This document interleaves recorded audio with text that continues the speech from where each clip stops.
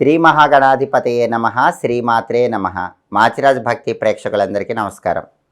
ఫిబ్రవరి నెలలో మేషాది ద్వాదశ రాశులకి మాస ఫలితాలు ఏ విధంగా ఉండబోతున్నాయో, ఫిబ్రవరి నెల మొత్తం విశేషంగా యోగించాలంటే ద్వాదశ రాశుల వాళ్ళు ఎలాంటి ప్రత్యేకమైన పరిహారాలు పాటించాలో, ఫిబ్రవరి నెలలో మీ రాశిని బట్టి ఏ తేదీలు అనుకూలిస్తాయో, ఏ తేదీలు వ్యతిరేకంగా ఉంటాయో, ద్వాదశ రాశుల వారికి మాస ఫలితాలు ఏ విధంగా ఉండబోతున్నాయో ఈ వీడియోలో మనం తెలుసుకుందాం.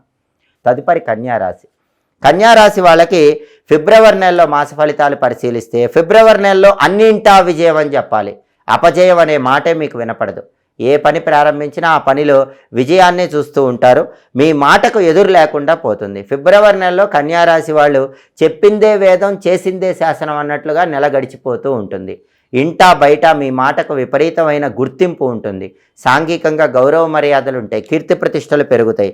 ఆరోగ్య లాభం చేకూరుతుంది. అంటే ఇంతకుముందున్న అనారోగ్య సమస్యలన్నీ తొలగిపోతాయి. ఆరోగ్యపరంగా మంచి ప్రయోజనాలు పొందగలుగుతారు. ఆదాయానికి ఎటువంటి లోటు ఉండదు. రకరకాల మార్గాల్లో ధనాన్ని సంపాదించడానికి చేసే ప్రయత్నాలు చక్కగా అనుకూలిస్తాయి. విద్యార్థులు మంచి ర్యాంకులు తెచ్చుకోగలుగుతారు. కాంపిటేటివ్ ఎగ్జామ్స్లో ర్యాంకులు వచ్చి కావాల్సిన చోట సీట్లు తెచ్చుకునే యోగం ఉంది. నిరుద్యోగులకి అర్హతకు తగిన ఉద్యోగం మంచి ప్యాకేజ్తో లభించే అవకాశం ఉంది.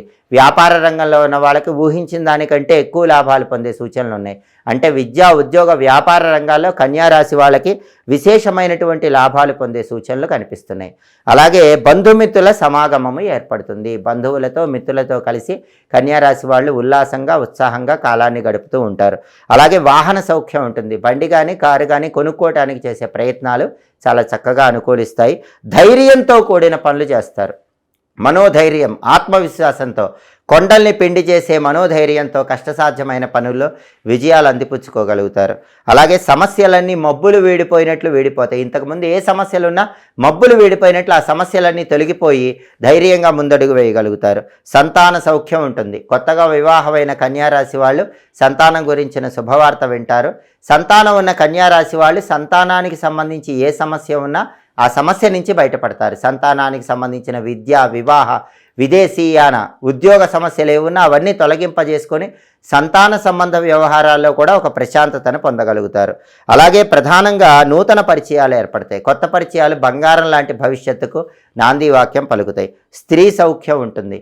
అంటే కన్యారాశి పురుషులకు స్త్రీల యొక్క సహాయ సహకారాల వల్ల మనసుకు ఉల్లాసం కలుగుతుంది. కన్యారాశి స్త్రీలకు కూడా ఇతర స్త్రీల యొక్క సహాయ సహకారాల వల్ల పనులన్నీ తొందరగా పూర్తవుతాయి. అదేవిధంగా కుటుంబ సఖ్యత పెరుగుతుంది. కుటుంబంలో విభేదాలు ఉండవు. కుటుంబంలో అందరూ ఒకే మాట మీద నిలబడుతూ ఉంటారు. వ్యాపారంలో మంచి లాభాలు, కోర్టు వ్యవహారాల్లో విజయం చేకూరుతుంది. ఎవరైనా కన్యారాశి వాళ్ళకి కోర్టు కేసులు ఉంటే అవన్నీ పరిష్కరించబడి తీర్పు మీకు అనుకూలంగా వస్తుంది.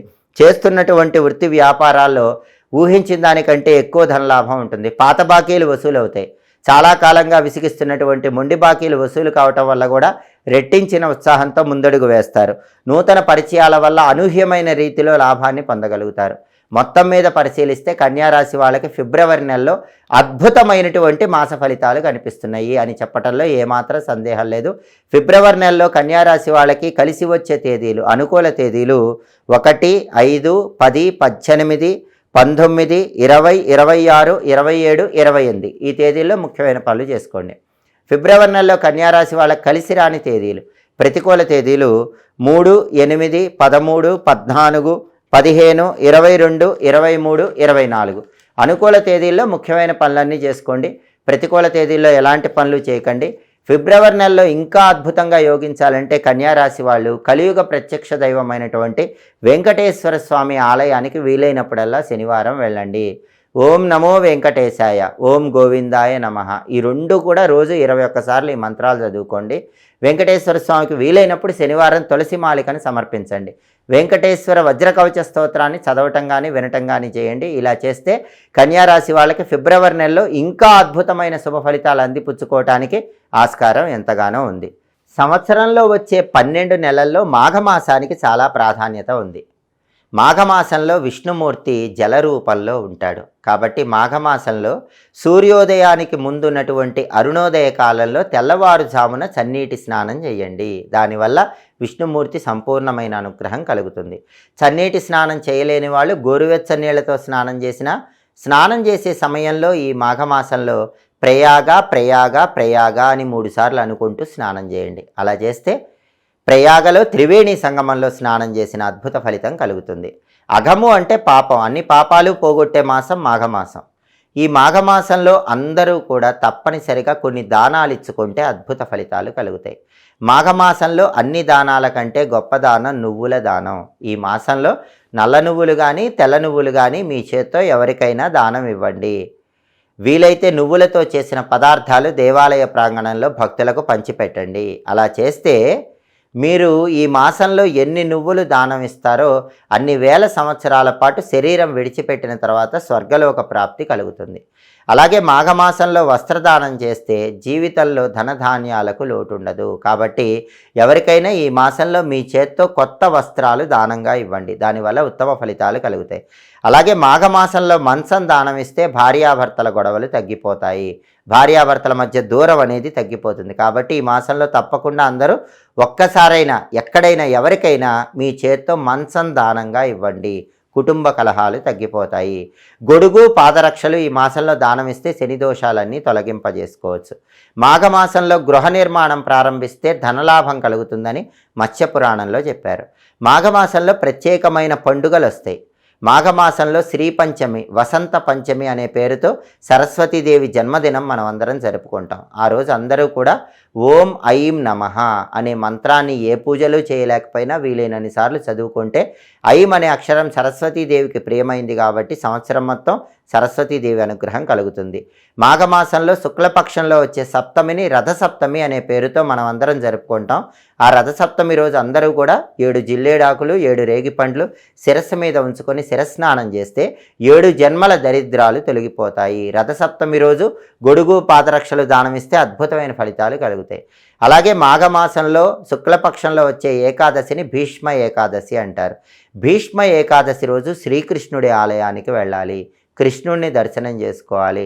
ఆ రోజు శ్రీకృష్ణుడికి దేవాలయంలో పూజ చేయించుకొని కృష్ణుడి ఆలయంలో ధ్వజస్తంభం దగ్గర దీపం పెట్టడం కానీ, ఇంట్లో కృష్ణుడికి పాలు పెరుగు వెన్న పటిక బెల్లం లాంటివి నైవేద్యం పెట్టడం కానీ చేస్తే సంవత్సరం మొత్తం కృష్ణుడి అనుగ్రహం కలుగుతుంది. భీష్మ ఏకాదశి రోజు ఉపవాసం ఉండండి.